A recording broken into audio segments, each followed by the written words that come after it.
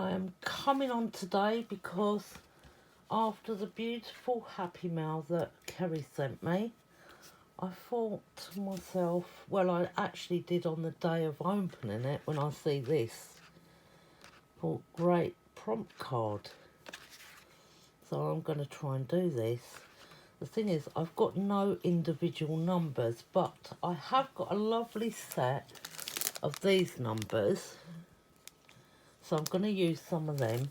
So I want to make today either 1 or 2 pages in here with that front. Probably do a double page spread.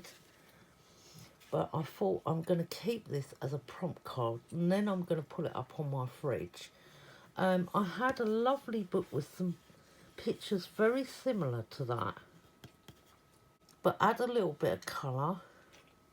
So we've got colours here anyway. We've got purple, we've got pinks, we've got a bit of orange, yellow, cream, white, green in there. So if we can just incorporate a little bit of that. And Kari gave me some lovely stencils, plus some gorgeous rice papers. So I just want to have a look at the rice papers. So we won't use that one because that's advertising. This one probably. We could even use, well, we can use any of these 3. But I think either these 2, because they're neutral, and I'm thinking more on the lines of that one, because that's gorgeous like that, because it's got more script in it.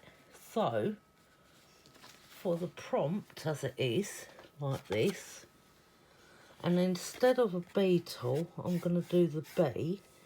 So yeah, let's see what we can come up with. So I'm going to need a colour for the background.